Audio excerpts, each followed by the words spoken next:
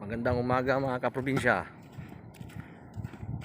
Nandito tayo sa dagat. Ngayon may nagkukulukor, lambat sa Tagalog, kalukor sa Pangasinan. Ayan o mga kaprobinsya o.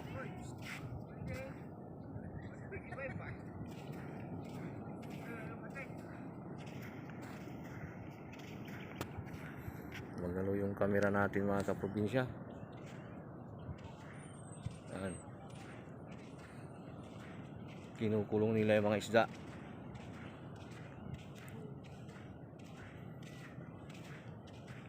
Ayan. Dito tayo sa Stanza Beach sa Lingayen, Pangasinan mga kaprobinsya. Nanghuli sila ng isda pamamagitan ng kalukor o lambat sa Tagalog. Ayan.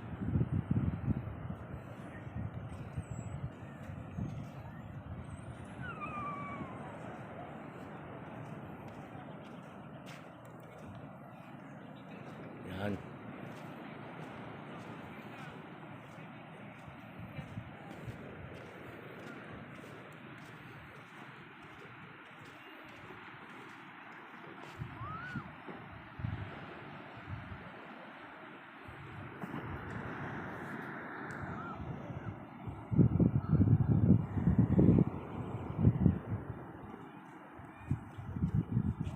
Nandun yung bangka, malayo pa yung hilay nila yung net doon papunta dito sa tabing dagat.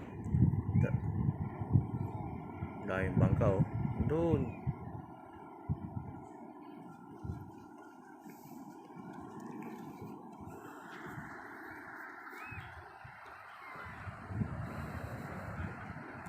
Kalukor sa Stanza.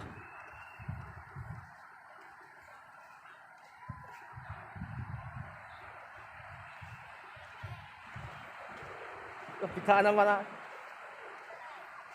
Mga ngalay sa ako.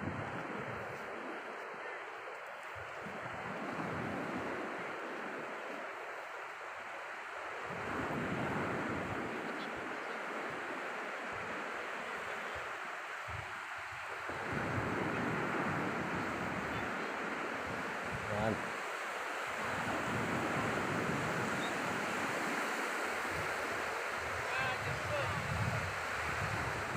Malayo pa yung boss. Arawin ni Tandel. Arawin eh. Malayo pa daw. Idol. Mga 8:30 daw mga kapamilya. Ako probinsya. Nandun oh. Nandun yung bangka hilahin nila sa papuntang tabing dagat. Malayo pa.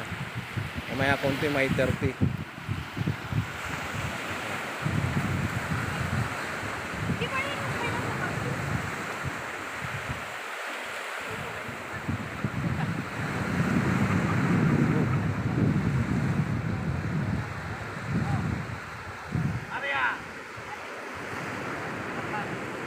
Mahirap ba yan, kuya?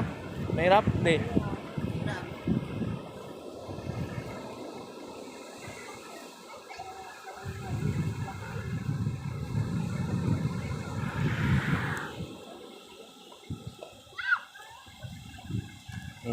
Maraming naliligo mga kaprobinsya.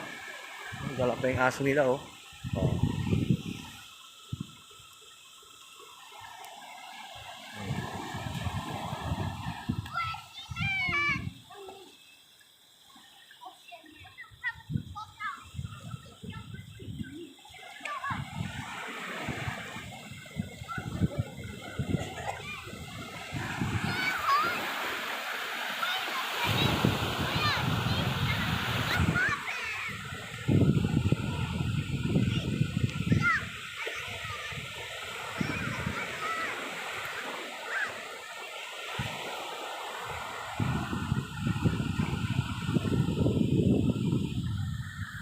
Mamaya 8:30 balikan natin yung nagkakalukor.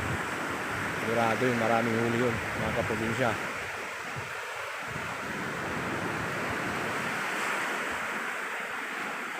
Yan, lalagyan ng isda nila yan. Andun yung kabila, yung ibang humihila, nandun. Ito malayo pa oh. Yun sa kabila.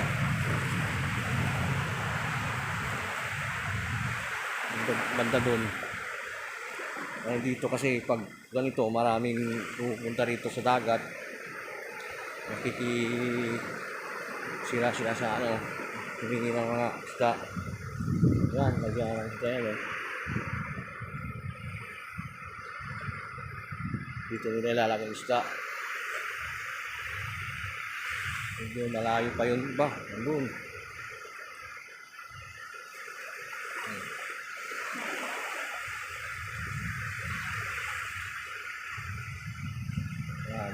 Yan. Mga kaprobinsya, maraming tao.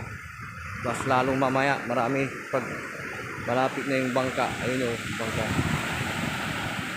Papuntang gilid dyan eh. Sabi ng dagat. Kasi ikukulong nila yung isda. Yan. Shoutout naman, taga-Istansa, Kadurungan, Tagupan.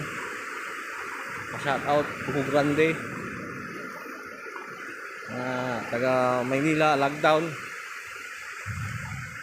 Dito lang muna kayo, manood lang muna kayo ng YouTube channel ko para makita nyo yung ano dito sa Istansa, ano nangyayari doon.